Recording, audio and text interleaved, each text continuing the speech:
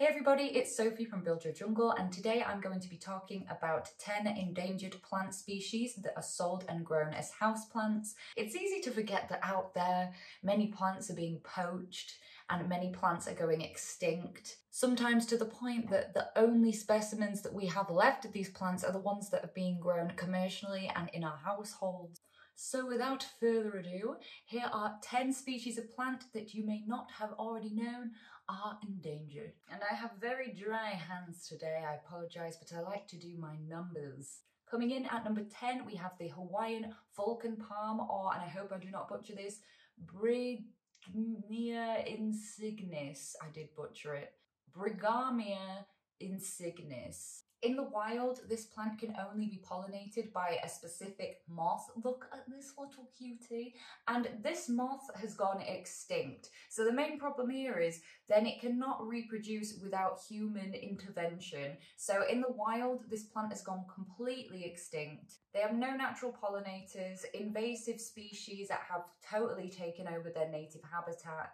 But this plant is an amazing example of how the houseplant and horticulture industry can help save plants and species that are going endangered and extinct, thanks to the dedication of botanists and horticulturists who have all come together like a great big family to save this plant, and they've cultivated a lot of them with plans to eventually return them to the wild, which is great. And because of this, it's become available as a house plant because other growers commercially have got their hands on a specimen and they've been able to pollinate this and spread out seeds and seedlings to different growers, and now they're available in shops. You see them a lot in garden centres, and they are not super expensive, but they're not cheap. So you can kind of see that there's still not super readily available yet, but not as rare as they once were commercially anyway. But in the wild, they are still currently extinct. But when I was looking into this, the organisation that have done the most for this plant are the Plant Extinction Prevention Programme, which is a great conservation programme in Hawaii.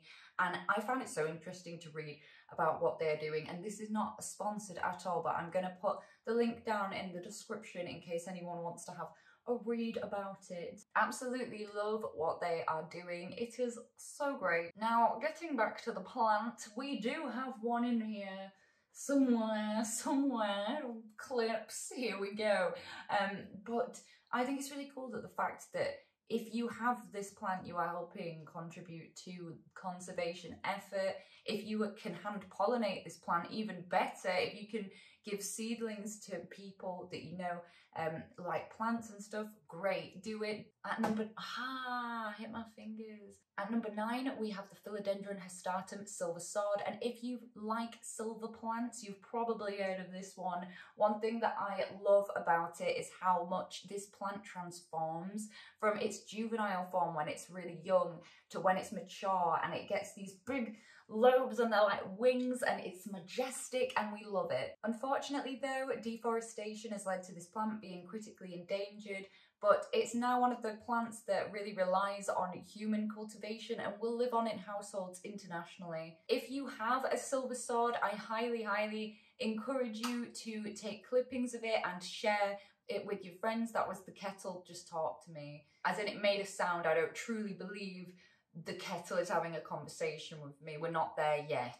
To my knowledge, there doesn't seem to be a conservation program for this plant, unfortunately. So this is a way that we can help keep it going. When I worked in horticulture, silver swords in 6cm pots seemed to be a really popular plant, and I think that they seem so abundant at the time now that you just wouldn't think that they'd be endangered, and sometimes people can take plants for granted because everybody does it. I neglect plants all the time. That's the whole point of houseplant hospital. Things happen, life happens, but if you're going to prioritise some of the plants in your care regime, then I would prioritise some of these ones. At number 8, we have the baseball cactus, which I believe is Euphorbia obese, but it might be obeser, so there we go. And this plant gets its name from the fact that, you guessed it, it looks like a baseball, but on a pot of soil. Kind of, a bit, if you squint.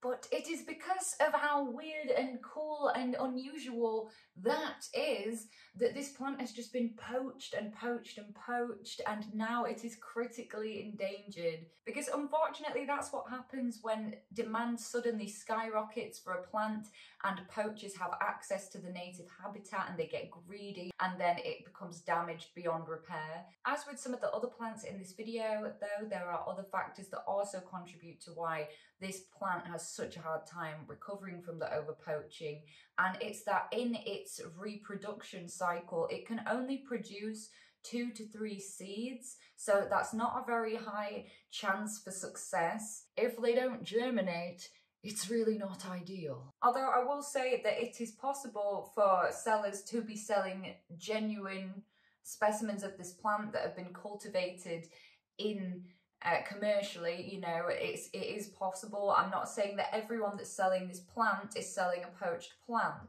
Maybe ask about where they got it from, where they sourced it, and anybody that hasn't poached a plant will be so happy to tell you where their plants came from. Coming in at number 7, we have Dendrobium official, and this orchid has been massively poached, and it's because, like with a lot of species of orchids that get poached to extinction, people want to use the tubers for medicinal properties. Now this orchid is really interesting because the tubers are commonly used as respiratory infection treatments, but research also has found that it could potentially be used for a cancer drug. And that's all I know about the pharmaceutical side of it, but when people use this plant personally, they have it as a tea or a tincture. In the wild, it can usually be found growing at really high elevations on rocky surfaces, and this plant has been known to have medicinal uses for centuries. It's been used in Chinese traditional medicine for centuries. But also, it's been found that it has a really low reproductive capacity in the wild, so it struggles to replenish itself. It's a plant that doesn't get enough of the natural resources that it needs, that is outcompeted by other plants and by invasive plants. But scientists have done a really good job of keeping this plant alive because of micropropagation and tissue culture techniques. They've been able to keep it in production commercially. What's sad though is that orchids are one of the main targets of poaching. There are so many orchids that are poached to extinction and to being critically endangered. Poaching happens all over the world, obviously less in the UK or whatever, because we don't have really rare, interesting, expensive plants that people want to go and poach, and also we're quite lazy. It tends to happen more in like Mexico, Ecuador, Brazil, the places with the good plants. So much so that in 2020 in Nika, there were 108 incidents of people poaching orchids, and that's just what they know about. And what was really weird about it was that people were not stealing the orchids to make like medicine or something. They were actually stealing them because they make apparently a really good vegetarian salami. It's such a huge shame, and I really hope that conservation areas and reservations can help put a stop to the illegal trades of orchids. Trading of orchids. Milo's running a boat. Why are you running a boat in jammies? At number 6, we have a plant first described in 1895, and it's the Aliccia Sinuata. And it's not hard to see why people like this plant and are attracted to it. It's very unusual. It's got that whole Aliccia alien thing going on, the leathery texture of the leaves. It's very appealing. This species is critically endangered and it's on track to be completely extinct in the wild, yet they are in abundance in garden centres and shops. I see this plant so much. I would have never ever thought for a moment that it would be an endangered species. If my voice sounds like really weird and kind of low, I feel like I've lost some of my voice and it's just changing the pitch. Anyway, this Aliccia is probably the second most commonly grown houseplant on this list, but it's exactly this demand for the plant that has caused it to become endangered, because it is purely down to over-harvesting with this plant and also unsustainable harvesting. Because if you know anything about alocasia propagation, you might know that you kind of need to remove like a whole bit with a rhizome and whatever underneath it or you can use comms. And I can very much imagine people just going and uprooting full Aliccia plants, and then there's nothing there left to reproduce into new plants. It's kind of like if you've ever gone foraging for mushrooms and you don't take the whole thing that you find, because then the mushrooms can't replenish themselves. You just take a little bit that you need, and then they get to grow back and other people get to enjoy them. And that is what we mean when we think about sustainable harvesting of plants. Sometimes plant species that are endangered will be sustainably harvested by growers that have got permission to do so for conservation effort. But before this plant was pushed to this point of endangerment, it used to thrive in limestone forests in the Philippines. At number 5, we have a philodendron I can't pronounce. Balaeonum.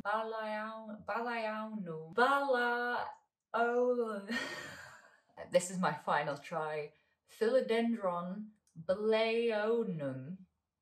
Now, this is one of the plants on this list that is a bit more difficult to find, and you will find that there are a couple of commercial growers that still sell this plant. And one of those suppliers had recently had some poaching accusations thrown at them, and it just brings to mind the thought of, is this plant specimen ethically sourced? It's one that I would definitely recommend checking with the supplier where it came from if you're going to buy it. My voice is back. For sure, this plant is critically endangered, and back in 2003 it was on the IUCN's red list and declared as being possibly extinct, completely extinct in the wild. But it's recently been rediscovered in 2 new locations in Ecuador, the Manabi and Los Rios provinces, I can't say that word. And that was in 2016, so what a lovely surprise. 13 years later.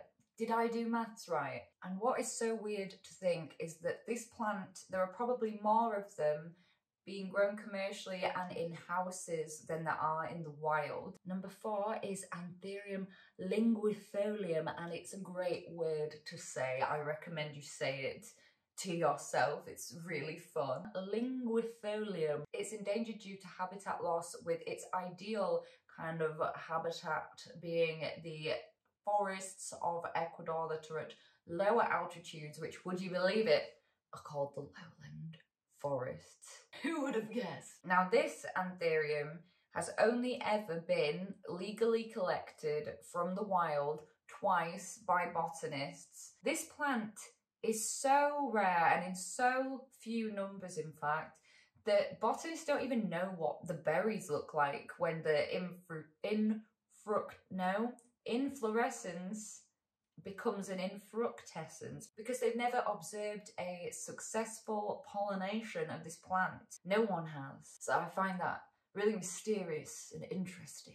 And it's also very beautiful. When I saw a picture of this plant, it reminds me of an Anthurium pendens, but with more of an upright form, like the jungle bush. I really like it, it's beautiful. Next we have a cactus. At number 3, it's a type of mammillaria, and I think I've got a type of mammillaria knocking about upstairs. We see them all the time. A lot of the big round spiny cacti that you see in garden centres are mammillaria. And when you consider poaching in the US and Mexico and all that area, it really tends to be more succulents and cacti that are targeted, because obviously there's a lot of desert climate and things where this grows. It's a lot hotter there. So the type of mammillaria is Marcosii, and it has this really interesting growth formation. It's on the IUCN red list and it's considered critically endangered, but it's all due to poaching. A lot of times people try and blame poaching on the laws not being good enough to prevent poaching in that area, but the US has a lot of laws to protect its plants and still they are illegally poached, so that's not always enough. Because this plant naturally lives in a desert climate, it doesn't require that much for care, and it would be able to easily replenish itself and reproduce if it was left to its own devices, but it's had a 90% decline in population just because of poaching. And now I'm going to tell you something that is going to just whoa, and it is that in the wild, there are only 150, and they all reside in a 10-kilometre squared area, and that's the only place they're found in the wild. So you can imagine that once poachers know where to find them, it's quite hard to stop that. 10 kilometers squared is such a small area. So yeah, that is a unique problem that this plant faces. It's so rare to have a plant just occur only in such a small area like that. And it's very sad, but this plant does live on. Again, as a houseplant, it's been sold and cultivated commercially internationally. At number 2, we have the golden barrel cactus, or Echinocactus grissonii. It was first described in 1891 by Heinrich Hildmann, who was a German botanist with a very cool name, evidently. And now it is hilariously known as mother-in-law's cushion, because people want to spike their mother-in-laws on there. It's endangered due to habitat loss, poaching, and then also, weirdly, that you wouldn't think with it being spiky, but livestock eat it. It is a very slow grower, which also means that it's very expensive. I've seen them in a few shops though. It's harder to get those bigger ones. My housemate's mum has a really big one.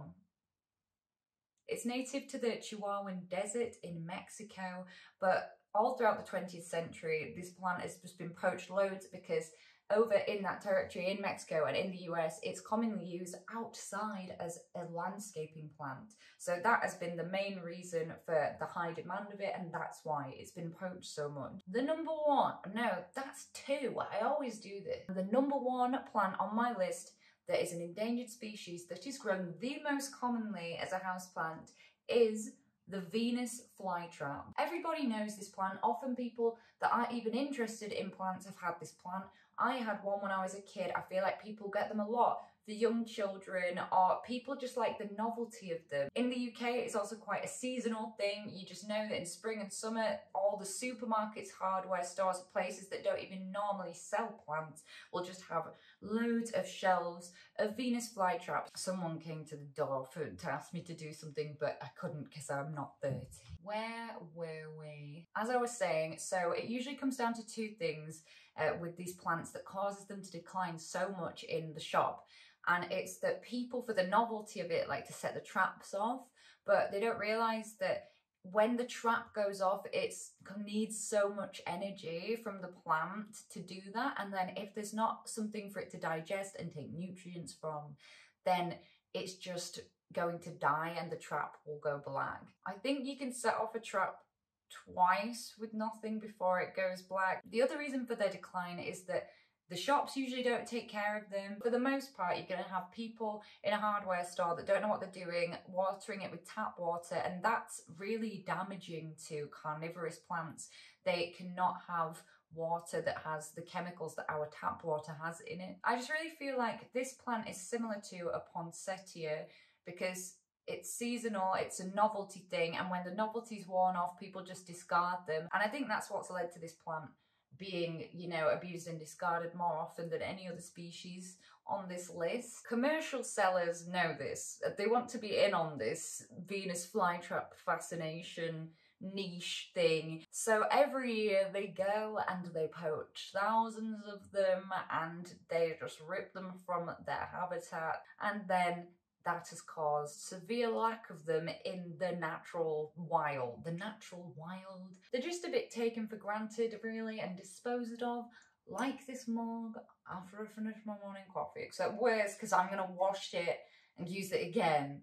We can't wash a dead plant and use it again. And this is not to say that there aren't some amazing, reputable growers of carnivorous plants. There are some really good specialist carnivorous growers. In North Carolina in the US, it's actually now a Class H felony to poach a Venus flytrap. Will that stop poachers?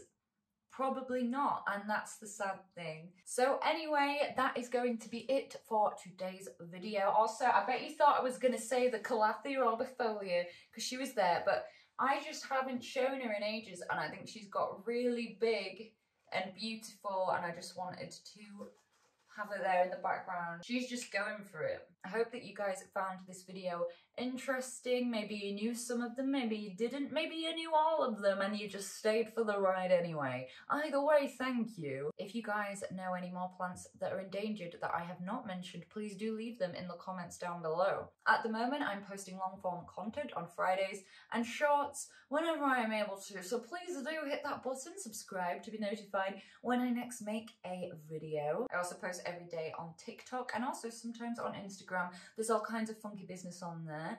And if you fancy buying, I almost fell over, an illustrated houseplant art print or product, then please head over to my website. It's buildyourjungle.com. And I hope that you're having just a great day. I've got this thing at the moment about clicking in my outro. I couldn't click for years and now I can. It's just like, don't want to stop clicking even though it's not a particularly good click.